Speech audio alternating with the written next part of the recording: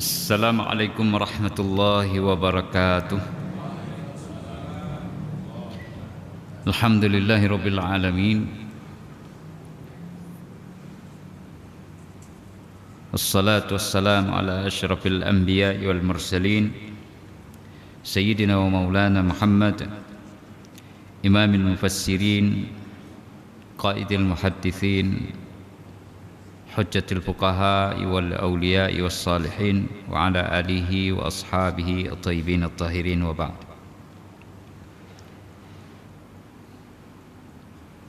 Puji syukur kepada Allah Subhanahu wa taala, pada malam yang mulia ini kita hadir di masjid yang memberikan pengaruh secara psikologis kepada kita dan akan memberikan pengaruh pula di dalam kehidupan kita, karena masjid dibangun atas dasar keimanan dan ketakwaan kepada Allah Subhanahu wa taala. Samping juga kita memperoleh beberapa keunggulan-keunggulan lainnya, sebagaimana Rasulullah sallallahu alaihi wasallam bersabda bahwa tidak berkumpul para hamba Allah di masjid atau di satu majelis, di dalam masjid di antara rumah-rumah Allah, kecuali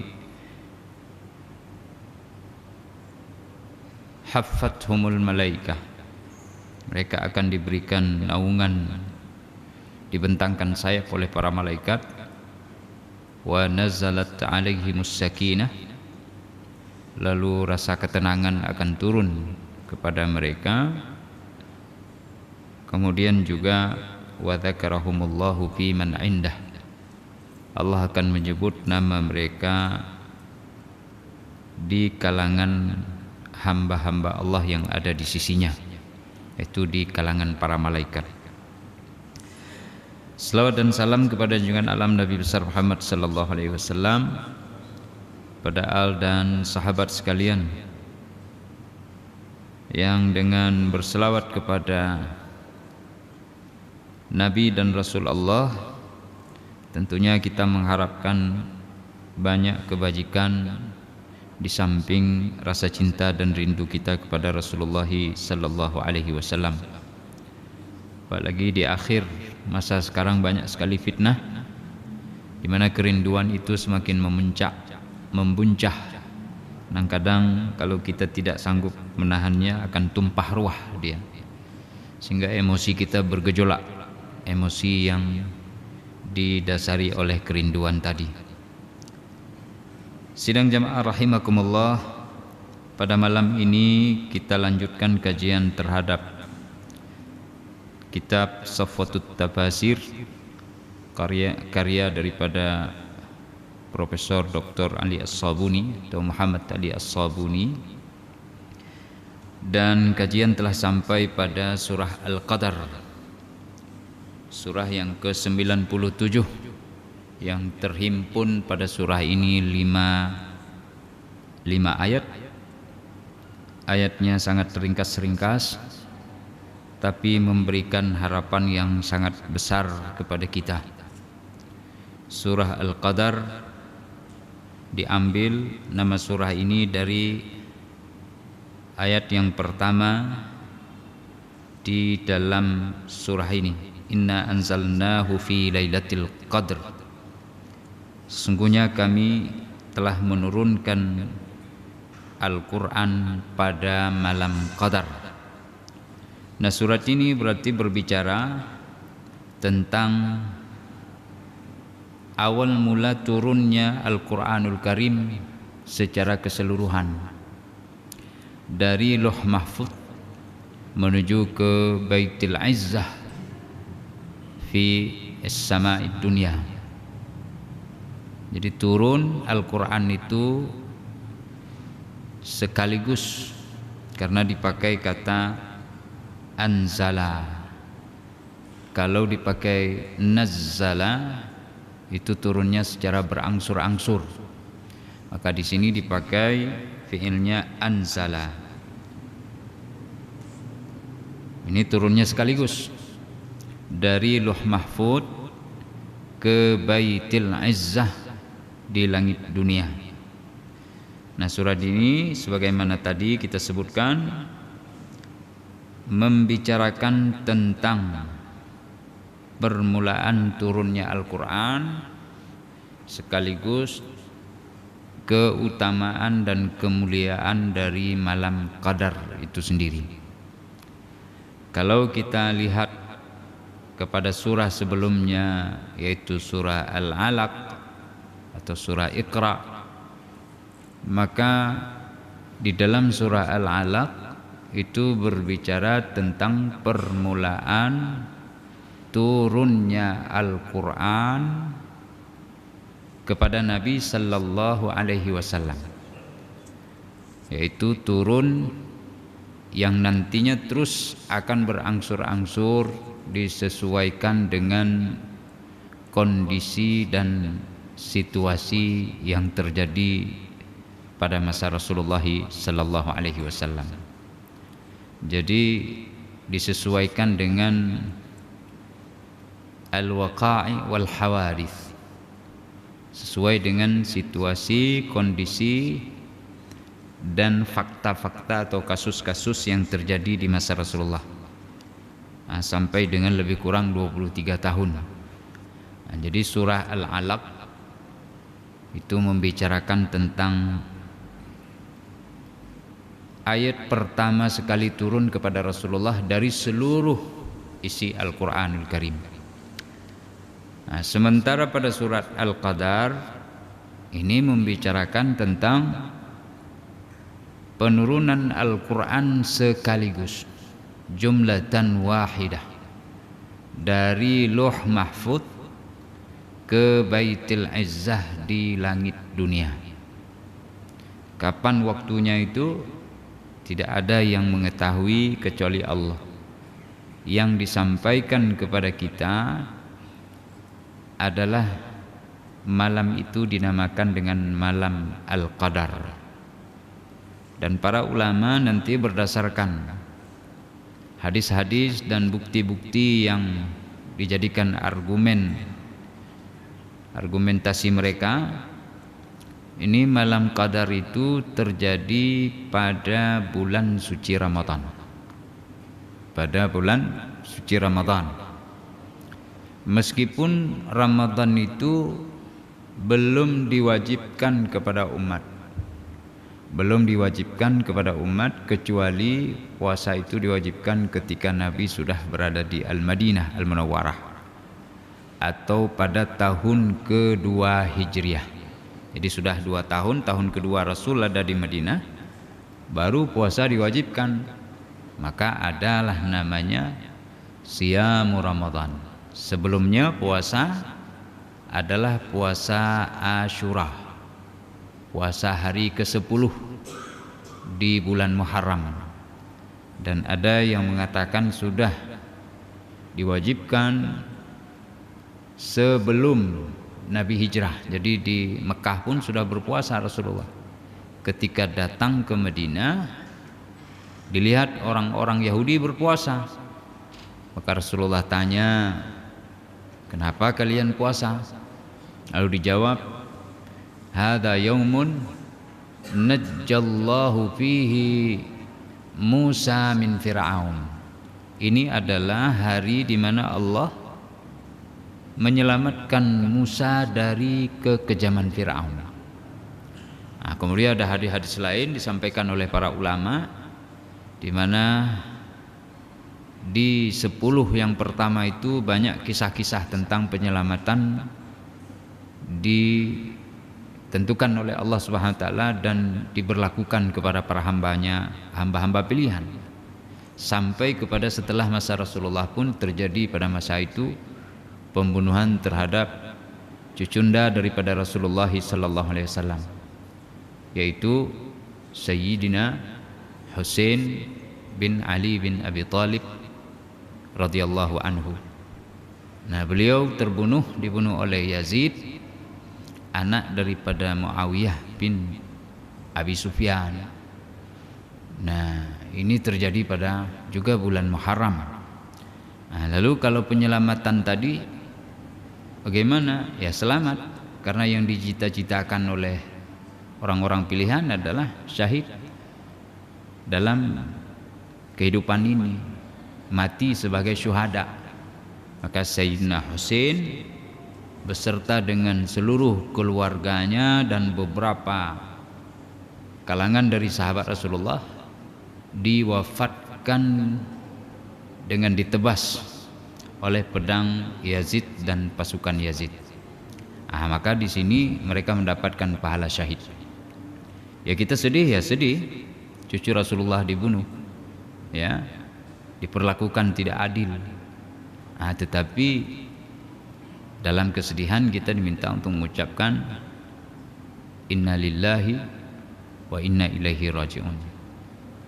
Lillahi ma a'ta wa lahu ma akhadh.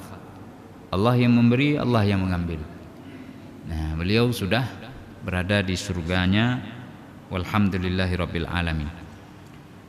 Nah, jadi malam puasa Asyura itu kata Rasulullah, nahnu ahaqqu bi Musa minkum. Kami lebih pantas untuk melakukan puasa itu dibandingkan dengan kalian terhadap Musa. Karena para nabi dan rasul itu satu bangunan, saling melengkapi, saling mendukung satu dengan yang lainnya.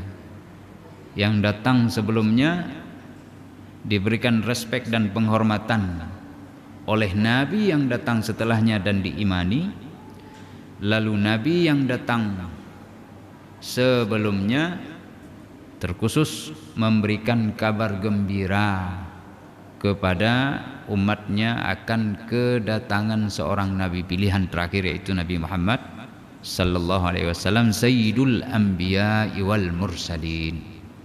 Di malam ini kita cerita santai-santai saja. Nah, jemaah rahimakumullah, maka Rasulullah pun berpuasa. Nah, sampai dengan Nabi mengatakan tahun selanjutnya terus berpuasa sampai dengan sebelum meninggal. Nabi mengatakan supaya umat dapat membedakan puasa itu. Ada yang mengatakan puasa 9, 10, ada yang mengatakan 10, 11. Yang intinya supaya ada ketidaksamaan dengan mereka. Tapi yang tidak sanggup puasa 10, tanggal 10 saja boleh juga. Karena sekarang apalagi Yahudi di Madinah tidak ada lagi, jadi mereka tidak akan mengumbar lagi dakwah mereka mengatakan jadi umat Islam tiru-tiru kami, enggak. Jadi silakan bagi yang sanggup itu sebagaimana Rasul katakan, puasa 10, 11 atau 9, 10. Ada juga pendapat ulama supaya dibedakan puasanya bukan 10-nya, tanggal 9-nya, tapi dihitung 10. Nah, sebelum tanggal 10, tanggal 9-nya itu kita puasa supaya ada beda. Nah, ini pendapat ulama didukung dengan argumentasinya sendiri yang diambil dari agama, bukan dipikirkan dengan kepala mereka saja, tidak, dengan otak tidak, tapi ada dalil-dalilnya. Sidang jamaah rahimakumullah, oleh karena itu ayat Al-Quran dalam surat Al-Alaq diturunkan adalah sebagai pemula dari penurunan Al-Quran, sementara pada malam Qadar Al-Quran secara sekaligus itu diturunkan dari Lauh Mahfuz ke langit dunia. Ini ya. Ini tentang surah Al-Qadar. Lalu kemudian apa makna Al-Qadar? Al-Qadar itu memiliki makna yang banyak. Di antaranya maknanya adalah Al-Azamah, keagungan. Jadi kalau suratul Qadar diterjemah, ini diterjemah, jadi tidak boleh sebut suratul Azamah, tapi makna Al-Qadar di sini adalah suratul Azamah, tapi tidak boleh disebut. Itu arti secara literal. Atau kita masuk ke ayatnya, inna anzalnahu fi lailatul qadr. sesungguhnya kami telah menurunkan Al-Quran pada malam Qadar. Jadi malam Qadar kita terjemah sekarang. Menurut terjemah para ulama, sesungguhnya kami telah menurunkan Al-Quran pada malam keagungan. Itu makna al-azamah, makna daripada Al-Qadar. Kemudian makna yang kedua adalah asyaraf, kemuliaan. Inna anzalnahu fi lailatul qadar. Inna anzalnahu fi lailatul qadar. Maknanya ay lailatul syaraf. Lailah dzatus syaraf. Malam yang malam itu memiliki kemuliaan. Nah, jadi kami sungguh telah menurunkan Al-Quran pada malam kemuliaan. Nah, kenapa agung, kenapa mulia? Pertama adalah keagungan di sini karena malam itu mengandung banyak sekali kelebihan. Pertama adalah karena malam itu diturunkan Al-Quran. Jadi dengan kemuliaan dan keagungan Al-Quran, maka mulialah malam itu, dipilih oleh Allah Subhanahu wa taala. Dari sekian malam yang Allah ciptakan dalam hidup ini, mulai dari dunia semenjak awal sampai dengan akhir nanti, ini satu malam ini dipilih untuk menurunkan Al-Quran. Satu malam dipilih untuk menurunkan Al-Quran, terlepas dari pendapat para sebahagian para ulama yang mengatakan Taurat, Zabur, Injil juga diturunkan pada malam Qadar. Ini ada pendapat seperti itu. Tapi jumhur ulama mengatakan bahwa penurunan pada malam Qadar itu adalah khusus kepada Al-Quran. Jadi sangat istimewa Al-Quran di sini. Dengan kemuliaan Al-Quran, maka malam yang dipilih tadi dari seluruh malam yang ada, satu malam ini menjadikan malam itu mulia. Sama dengan kita nih satu kampung. Dari sekian orang yang ada atau 1.500 orang yang ada di kampung ini, satu orang dipilih untuk misalnya menjadi teman seorang pemimpin yang datang kemari, atau menjadi guide-nya, atau mengiringi perjalanan daripada pembesar. Maka orang ini menjadi mulia, orang ini juga menjadi agung. Nah, malam yang dipilih Al-Quran diturunkan pada malam itu, maka dia pun menjadi mulia dan agung. Menjadi mulia dan agung. Di samping nanti ada kelebihan-kelebihan lain yang Allah telah tentukan bahwa malam itu memiliki keagungan dan kemuliaan. Kita akan lihat, sidang jamaah rahimakumullah, inna anzalnahu fi lailatul qadr. Sesungguhnya kami telah menurunkan Al-Quran pada malam Qadar. Ya, Al-Quran yang penuh dengan kemukjizatan ini diturunkan pada malam Qadar. Kemukjizatan nanti akan kita bahas pada masa-masa yang lain nanti, dari sisi mana saja kemukjizatan itu. Nah, ini sedang kami bahas, walaupun secara ringkas karena sesuai dengan waktu yang tersedia di Masjid Raya selama ini, tentang kemukjizatan Al-Quran. Tentang kemukjizatan Al-Quran untuk menjadi sebuah pertimbangan yang sangat prinsipil atas dakwah kenabian. Artinya kebenaran dakwah Nabi Muhammad sallallahu alaihi wasallam itu bisa dibuktikan dengan kemukjizatan Al-Quran. Itu dilihat dari sisi internal maupun eksternal. Eksternalnya Al-Quran itu dijaga oleh Allah. Dia bukan bagian dari Al-Quran, penjagaan itu bukan isinya, bukan hukum-hukumnya, hanya saja itu datang dari Allah. Sudah banyak sekali usaha orang dari semenjak Al-Quran diturunkan mau ditiru-tiru, diganti-ganti, dirobah-robah, ditukar-tukar, tapi tidak ada yang berhasil sampai dengan hari ini, dan tidak akan berhasil sampai dengan kiamat datang. Karena Allah sudah memberikan garansi, jaminan, inna anzalnahu fi lailatul qadr. Nah, jadi garansi, jaminan, penjagaan ini dia berada di luar Al-Quran tapi mengiringi Al-Quran. Nah, ini namanya sisi eksternal daripada Al-Quran.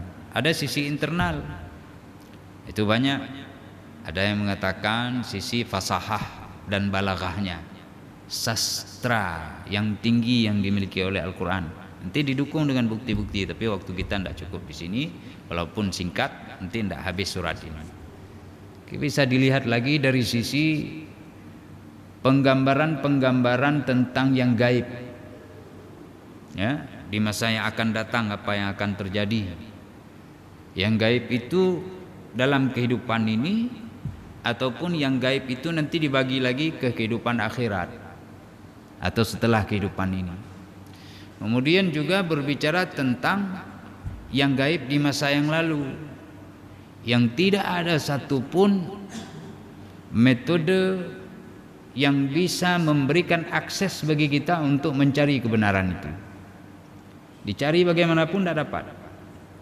Sambung menyambung secara estafet, para peneliti coba angkat itu sejarah, tidak akan dapat. Allah yang menceritakan kisah-kisah itu di dalam Al-Quran, ya.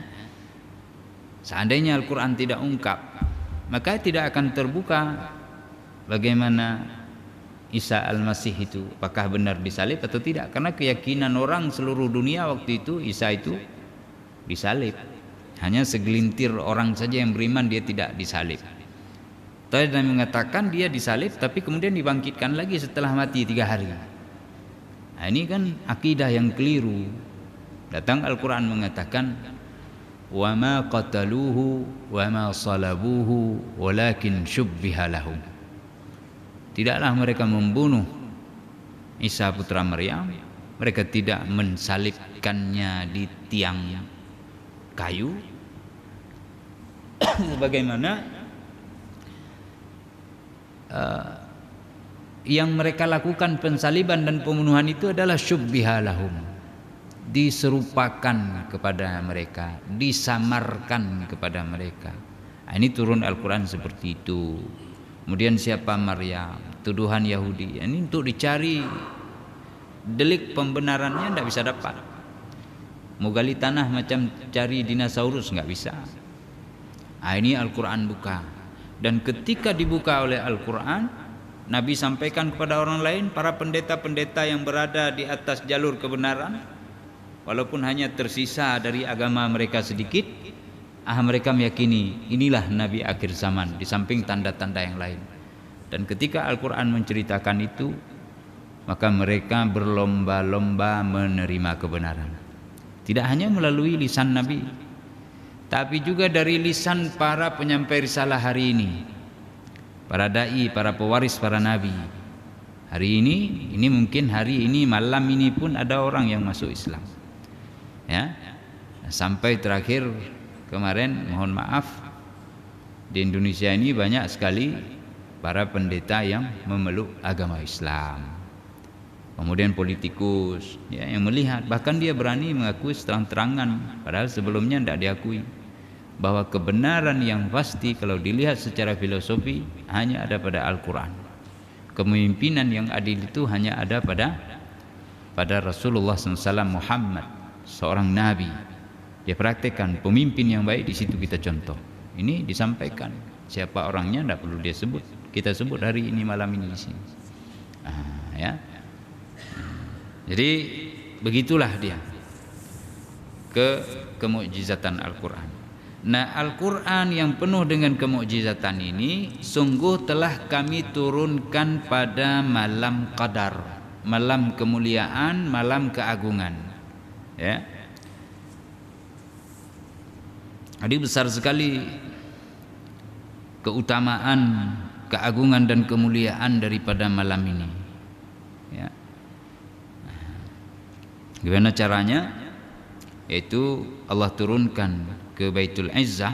Nanti dari Baitul Izzah baru 23 tahun lebih kurang melalui malaikat Jibril diturunkan kepada Nabi Muhammad SAW, dimulai dengan surah Al-Alaq 5 ayat pertama. Nah ini dia. Pada ayat kedua disebutkan oleh Allah Subhanahu wa taala, "Wa ma adraka ma Lailatul Qadr." Jadi kalau membacanya jangan dibaca qad. Bunyikan dal apanya ra-nya jangan hilang. Inna anzalnahu fi lailatul qadr. Jangan lailatul qadr. Enggak ada ra-nya, enggak boleh hilang. Nah, itu nanti merubah makna. Kemana ra-nya hilang? Harus bunyi dia. Nah, itu harus dilatih. Wa ma adraka ma lailatul qadr. Ini ma untuk bertanya. Untuk bertanya dalam bahasa Arab disebut ma istifham atau harfun lil istifham, huruf untuk bertanya. Kenapa harus ditanya? Karena untuk menghadirkan sebuah imajinasi, sebuah ornamen yang menghiasi atau sebuah fiksi di dalam pikiran kita, ya, daya imajinasi kreatif kita bahwa begitu besar dia makna qadar itu. Wa ma adraka mal qadr. Ya. Adakah yang memberitahukan kepadamu, itu makna dasarnya. Ma a'lamaka. Ya. Adakah yang memberitahukan kepadamu tentang malam qadar itu? Atau terjemahnya yang bebas, tahukah kamu? Jadi kalau tahu berarti siapa kasih tahu, kan begitu. Nah, tahukah kamu apa itu malam qadar? Kalau terjemah seperti tadi, tahukah kamu apa itu malam keagungan dan kemuliaan? Apa itu? Tahu enggak? Nah, ini ketika ditanya seperti itu untuk memberikan sebuah imajinasi kepada kita bahwa agungnya yang ditanya itu. Nah, semua seperti itu, hal-hal yang besar ditanya dalam Al-Quran seperti itu. Wa ma adraka mal qari'ah. Tahukah kamu apa itu al-qari'ah? Nah, ya. Itu ditanya di dalam Al-Quran. Jadi untuk menggambarkan kelebihan, capaian, keagungan, dan supaya orang yang ditanya, dalam hal ini Nabi Muhammad sallallahu alaihi wasallam, ingin mencari jawaban. Ya, ketika ditanya, tahukah kamu apa itu air mineral? Nah, misal kita tanya, orang yang sedang kita tanya, saya belum tahu, coba kasih tahu cepat-cepat. Nah, begitu. Jadi supaya cepat ada perhatian yang penuh, lalu ditangkap apa makna yang sedang ditanyakan atau objek yang ditanyakan itu. Nah, ini dia maksud ma adraka. Tahukah kamu apa itu malam qadar atau malam keagungan atau malam kemuliaan?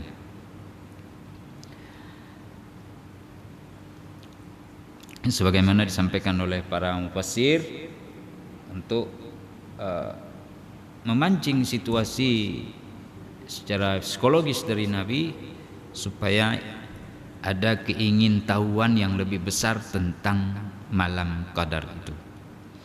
Lalu disebutkanlah 3 kelebihan. Ya. 3 kelebihan disebutkan oleh Allah pada 3 ayat terakhir. Jadi 2 ayat sudah kita bacakan, ini 3 ayat terakhir. Lailatul Qadri khairum min alfi syahr. Itu yang pertama. Malam qadar itu lebih baik dari 1000 bulan. Ini satu. Kemudian tanazzalul malaikatu warruhu fiha biidzni rabbihim min kulli amr. Pada malam qadar itu para malaikat dan Jibril ruh, ya, roh ini Jibril turun dengan perintah dari Tuhannya, biizni rabbihim berarti dengan perintah, bi amri rabbihim min kulli amrin, untuk mengatur segala urusan. Nah, di sini kita lihat dulu, pertama lebih baik daripada 1000 bulan, kelebihan malam qadar. Yang kedua adalah para malaikat termasuk Jibril yang disebut secara khusus itu turun pada malam itu, ya, turun pada malam itu. Kalau mau dijadikan sebagai kelebihan lain, mengatur segala urusan. Nah, mengatur segala urusan nanti kita bedah apa urusan yang diatur itu. Nah, itu menjadi 3. Kemudian salamun menjadi 2 maksud kami. Salamun hiya hatta matla'il fajr. Ya, keselamatan, kesejahteraan malam itu sehingga terbit fajar. Lebih baik dari 1000 bulan, turunnya para malaikat, kemudian keselamatan pada malam itu. Ini 3 kelebihan secara universal yang disebutkan oleh Al-Quran. Nanti satu persatu bisa dijelaskan oleh para ahli tafsir. Kenapa dia lebih baik daripada 1000 bulan? Apa yang dimaksud lebih baik dari 1000 bulan? Rupanya Ibnu Jarir menyampaikan sebuah hadis, ya, hadis dari Ibnu Abbas bahwa Rasulullah sallallahu alaihi wasallam disampaikan tentang kisah seorang lelaki yang bertempur di jalan Allah selama 1000 bulan, yang namanya kemudian kita kenal dengan Syamma'un Ghazi. Syamma'un sang kesatria, Al-Ghazi itu petempur atau kesatria, dan ini sudah pernah kita ceritakan secara khusus. Nah, tapi kita ulang sedikit, tidak usah banyak-banyak.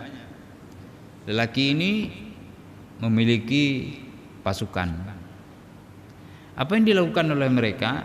Malam harinya mereka beribadah kepada Allah, tidak tidur, sampai dengan tiba waktu subuh. Itu mereka terus beribadah, karena yang dilawan adalah musuh. Yang dilawan adalah musuh Allah. Nah, dia supaya dapat bantuan daripada Allah Subhanahu wa taala, dia terus mengikhlaskan diri kepada Allah dengan ibadah, seluruh pasukan termasuk beliau sendiri Syamma'un Ghazi. Lalu siang harinya untuk menjemput pertolongan, maka beliau berpuasa selama 1000 bulan itu, yang kemudian dihitung menjadi 83 tahun lebih, mendekati 84 tahun. Siang berpuasa terus, tidak ada berbuka. Malam beribadah terus, sepanjang 1000 bulan itu terus beliau lakukan. Jadi seperti dalam Islam ada disebut wasta'inu bis sabri was salah. Salat di malam hari, salat 5 waktu sehari semalam dalam agama Islam, dalam agama kita sekarang, artinya dalam risalah Muhammad, ya, zuhur sampai dengan waktu subuh, zuhur, asar, maghrib, isya, subuh, itu disuruh kita sabar dengan salat 5 waktu itu. Kemudian ada salat-salat lain, tidak hanya menjaga waktu, tapi menjaga keseimbangan salat itu sendiri, kesempurnaan daripada salat itu sendiri. Lalu laksanakan salat-salat sunat, termasuk tahajud di malam hari atau qiyamul lail. Ini lakukan. Ini dengan salat kita mohon pertolongan Allah. Yang kedua bis sabri, ini bis salah. Lalu di awal bis sabri, sabar itu puasa. Karena syahrus siyam lahuwa syahrus sabri. Bulan puasa itu adalah bulan kesabaran. Maka ini syariat seperti ini dipahami oleh Syama'un Ghazi. Jauh hari maka dibentuk dirinya, diserahkan kepada Allah dengan berpuasa di siang hari, malamnya beribadat, sujud, rukuk, sujud, rukuk, sujud, qiyamul lail. Itu terus laksanakan. Samping Allah memberikan jaminan sepertiganya akhir malam Allah turun ke langit dunia untuk memberikan apa saja yang diminta. Nah, orang ini melakukan itu. Nabi terperanjat. Nabi merasa amalnya itu tidak kesampaian untuk umatnya karena cintanya kepada umat. Nabi mengatakan, ya Allah, Engkau menjadikan umatku itu aksaru a'maran, amat sedikit, pendek, ringkas umurnya. Kemudian aqalluhum a'malan, sangat sedikit amalnya. Orang dulu amalnya hebat-hebat betul.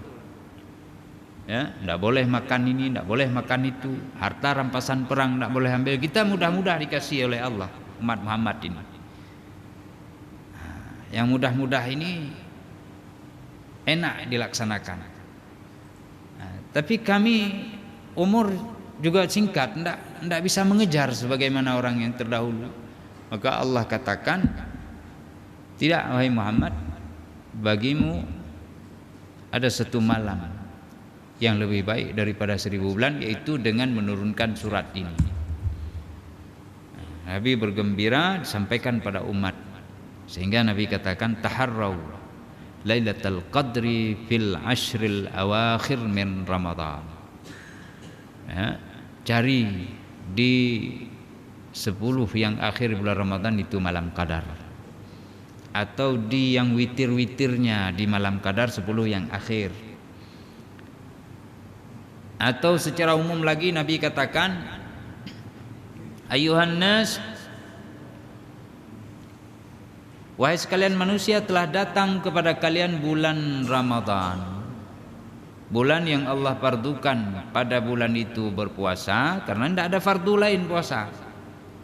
Ini pidato Rasulullah di akhir bulan Sya'ban, mau masuk besoknya untuk Ramadan. Syahrun fihi lailatun khairum min alfi syahr. Malam di mana bulan di mana ada satu malam yang lebih baik daripada 1000 bulan. Di dalam bulan Ramadan ulama cari dari awal sampai akhir. Ada yang menentukan 17, ada yang mengatakan di awal, ada yang mengatakan di pertengahan, ada yang mengatakan di 19. Sudah banyak pendapat para ulama. Intinya ada di bulan Ramadan, dia tidak bergeser. Karena Al-Quran diturunkan di awal tadi kita sampaikan malam Qadar, dan itu terjadi di bulan suci Ramadan. Meskipun puasa belum diwajibkan waktu itu pada umat. Nah, ini ya,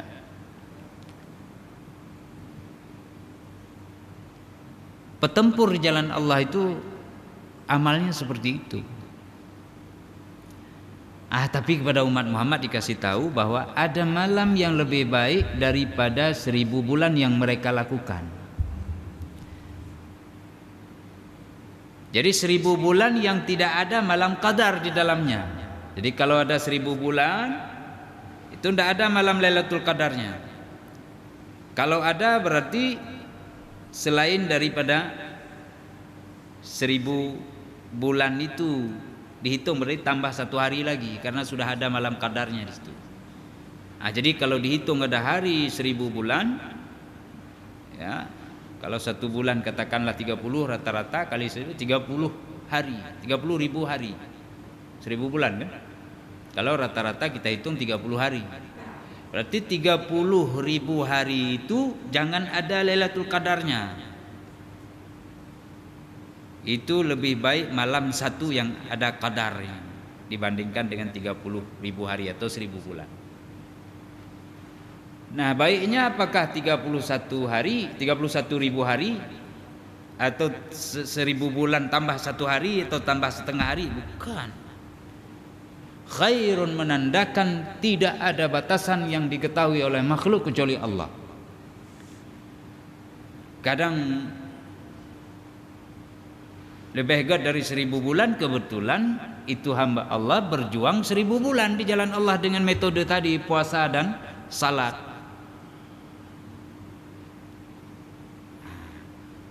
Kebetulan kisahnya diceritakan pada Nabi itu, ya tentunya disampaikan sesuai dengan itu. Lebih baik dari lelaki ini yang berjuang dari Bani Israel.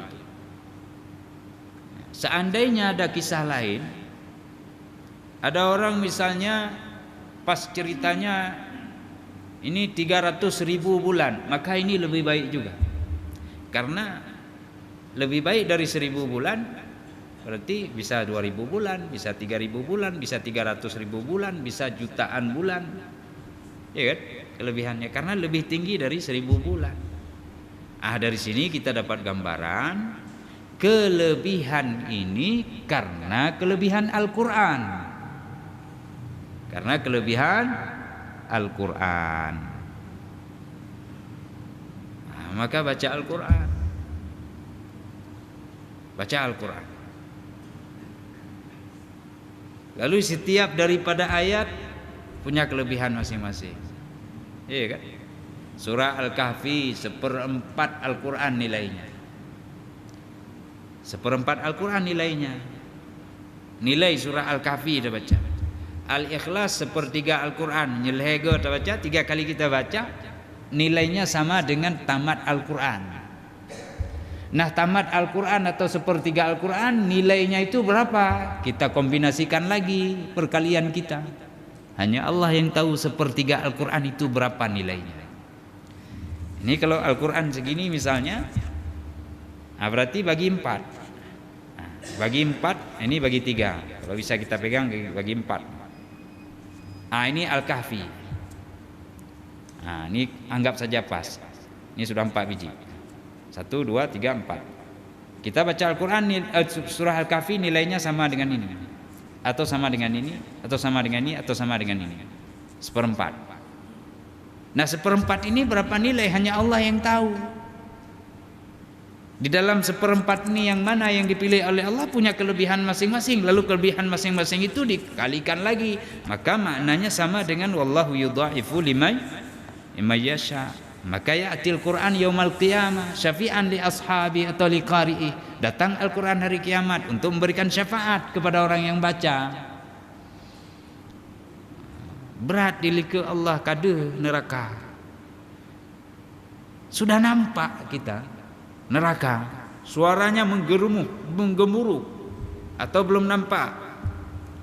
Al-Quran datang, ketakutan sudah hebat betul, huru haranya luar biasa. Al-Quran datang. Ya, karena kita baca Al-Quran. Tidak hanya sampai di sana. Orang yang hafal Quran nih Pak Imam kita Sajul, ya, beliau tidak lapuk di dalam kubur, insya Allah. Bukan kita tunjuk beliau mesti begitu, tidak. Kita tidak menghukum pada Allah. Insya Allah tidak lapuk, tidak hancur, tidak luluh. Itu hafal Quran. Tetap ada. Ini kelebihan. Belum lagi dia petunjuk, belum dia penyerang hati, belum dia sehat badannya, belum lagi sehat pikirannya, belum lagi nanti diturunkan kepada keturunannya akan kebajikan yang dilakukan oleh beliau, oleh bapaknya, oleh kakeknya sampai 7 keturunan karena saleh dengan Al-Quran. Ini kalau dikali-kali tidak habis-habis. Lihat 1000 bulan ketinggalan dibandingkan dengan malam Qadar. Kenapa bisa ketinggalan? Karena turun Al-Quran pada malam itu. Cuman harus ada amal saleh. Harus ada amal saleh. Termasuk tidur dengan membaca doa. Bismikallahumma ahya wa bismika amut. Allahumma inni aslamtu wajhi ilaika. Wa wada'tu dhahri ilaika. Letakkan punggungku istirahat untukmu wahai Tuhan. Padahal ternyata ibadat. Karena Ha? Nah, ini malam qadar. Oh, malam lain kami berdoa juga. Beda nilai. Malam lain dapat nilai 1 jengkal misal. Malam qadar dapat nilai lebih daripada 1000 bulan jengkal. Begitu kira-kira dia. Nah, ini Allah berikan. Nah, baik, supaya jangan lama-lama, tidak habis.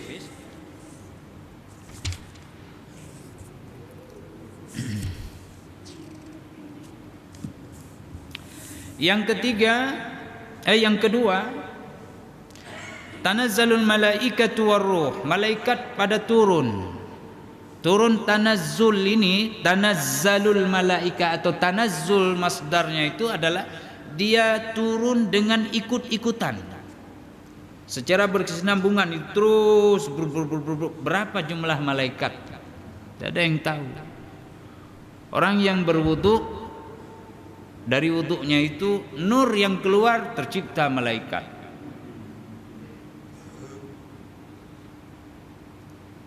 Tidak ada yang hitung. Wa ma ya'lamu junuda rabbika illahu, tidak ada yang mengetahui jumlah tentara Tuhanmu kecuali Dia. Dan bilang jumlah malaikat dikati 2,424,000 itu nabi dan rasul. Bukan malaikat, salah dengar orang waktu ngaji. Dia bilang itu jumlah malaikat, bukan. Wa ma ya'lamu junuda rabbika illahu, tidak ada yang tahu jumlah tentara Tuhanmu kecuali Dia. Tidak ada yang tahu. Nah, kemudian setiap hari malaikat terus tercipta dan tercipta. Hanya Allah yang mengetahui hikmah itu. Malaikat Jibril juga turun pada malam itu biizni rabbihim, dengan izin daripada Tuhan mereka. Maksud izin Tuhan mereka itu apa? Perintah, turun kalian ke bumi. Pada malam turun Al-Quran semua turun berarti sampai langit Izzah, mereka turun ke bumi. Lalu pada setiap malam qadar semua turun. Untuk apa? Untuk menyongsong datangnya rahmat Allah, yaitu membagikan keutamaan, kelebihan, karunia, kebajikan, keselamatan, keindahan, ketenangan dan seterusnya kepada seluruh hamba Allah yang taat dan saleh. Siapa beribadah malam qadar itu, dia akan merasakan nikmat yang tiada tara. Yang nikmat itu lebih baik daripada nikmat 1000 bulan. Kalau kembali lagi, elo nantam tumego, itu pertanyaannya. Bukan tidak dapat, cuman kadarnya macam-macam. Ya, Ustaz Nas dapat kadar lebih tinggi, Dr. Mustafa tinggi, saya rendah, ya, rendah sikit. Kita cuma 3 meter dapatnya, beliau dapatnya sampai 300 meter misalnya. Maka tanya kurang peduli. Tidak ada tekad. Apalagi tekadnya, alah yang penting malam qadar kaju, alah tak pijak cik kalau perah le tengku, le ustaz, le penceramah, tak pi ibadah kaku mentang. Ini menurut itu dapatnya, maka tidak terlalu membekas ya. Jadi seperti itu. Kemudian ada juga yang tidak dapat, tertipu, macam orang lihat. Maksudnya tidak dapat sebagaimana pastinya. Dapat dia beribadah. Rupanya ria, hilang lagi. Besok pagi beklam milon cik malam qadar menteme. Mantabo kampung dak apa. Rasakan nikmat itu, puji Allah. Kecuali kita hendak mengajarkan kepada orang. Nah, itu. Ya. Min kulli amr, semua diatur. Ketentuan-ketentuan Allah, sunnah kehidupan, Allah sudah tentukan semua urusan. Ya, diatur oleh Allah. Kepada orang-orang yang taat itu semua dalam bentuk kebajikan, kemuliaan, ketenangan, keindahan, keagungan, pahala yang berlimpah ruah, rahmat dan berkah. Ya. Yang tidak hanya diperoleh oleh dia tapi juga oleh kepada keluarganya semua. Ya. Kemudian kelebihan yang ketiga, Salamun hiya hatta matla'il fajr. Itu juga baca tadi qadr, di sini baca fajr, jangan faj. Salamun hiya hatta matla'il fajr. Butuh bak jim mentang. Fajun itu peng artinya depan atau jalan. Ma salaka Umarun fajjan illa salaka syaitanu fajjan akhar. Ya. Wa ja'ala lakum fiha, bagaimana itu ayat? Subulan fijaja. Jalan fijaja, fajjun. Ya. Jadi kalau dibaca faj enggak ada ra-nya, maka sejahteralah malam itu sehingga terbit jalan-jalan, maka keluarlah subuh asmara itu kan. Jalan-jalan itu fajjun itu. Nah, maka bacanya fajr. Sampai terbit fajar, menyepeng no makna aja. Maka sejahtera dan selamatlah malam itu sehingga engkau peng jalan-jalan peng tak boleh jajan subuh asrama subuh yang tak peng lah itu jembatannya baru selamat tu. Ini tidak betul kan? Maka fajr itu juga yang ayat-ayat lain. Alfi syahr kulli amr, bukan kulli am. Am pertanyaan, setiap apa itu? Enggak betul. Baik, jadi ada keselamatan pada malam itu dimulai dari awal. Ada sebagian ulama mengatakan kelebihannya sampai di awal hari malah. Jadi ini malam besok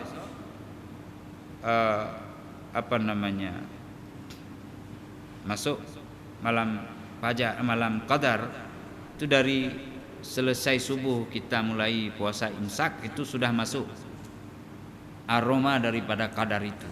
Jadi yabtadu min awwali yaumiha ila akhiril lail hatta tulu'il fajr. Itu sebagian ahli tafsir. Ada penafsir termasuk Prof ini mengambil nanti dari tafsir Ibnu Katsir dan beberapa tafsir yang lain itu mengatakan bahwa dimulai min awwali laila, dari semenjak ghurubis syamsi ila tulu'il fajr, dari terbenam matahari sampai dengan terbit fajar. Itu dia. Dapat keselamatan itu. Sedang jemaah rahimakumullah, ada ulama mengatakan berdasarkan pengalaman-pengalaman para salafus saleh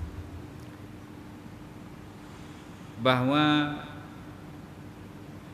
Jibril pada malam itu akan menyalami orang-orang yang beribadah. Malaikat Jibril menyalami. Maka siapa yang mendapatkan salam dari Jibril, dia akan mendapatkan ketenangan yang amat luar biasa yang belum pernah dia dapatkan sebelumnya. Lalu kemudian di hari-hari selanjutnya dia terus ada dalam ketaatan. Maka jangan ragu bahwa dia telah mendapatkan salam daripada Jibril. Ini kata para ulama. Apakah itu ada dalilnya? Ada. Termasuk hari raya. Ya. Hari raya para malaikat berdiri di depan rumah masing-masing lalu mengatakan, ayo semua pergi ke masjid, ayo semua pergi ke lapangan tu salat. Mereka mendoakan, Allah yubahi bihimul malaikah. Ya, Allah membuat kebanggaan dengan kita keluar ke lapangan salat Idul Adha, Idul Fitri kepada para malaikat, lihat itu hambaku. Sebagaimana hari Arafah juga demikian. Jadi kalau hari Arafah itu dalam setahun adalah hari yang paling baik, kemudian Idul Fitri adalah 2 hari kebanggaan dan perayaan bagi umat Muhammad sallallahu alaihi wasallam, diberikan kelebihan seperti itu, maka juga malam qadar diberikan kelebihan seperti itu. Terutama ayat menyebutkan tanazzalul malaikatu warruh, digandingkan kemudian salamun. Jadi ulama menyampaikan bahwa malam itu harus menjadi sebuah keniscayaan bagi kita. Nah, inilah pada malam ini tentang surah Al-Qadar. Mudah-mudahan memberikan manfaat. Banyak hal yang perlu diangkat lainnya, tapi keterbatasan waktu kita padai sampai di sini. Billahi taufiq wal hidayah. Subhanakallahumma bihamdika asyhadu an la ilaha illa anta astaghfiruka wa atubu ilaik. Wassalamualaikum warahmatullahi wabarakatuh.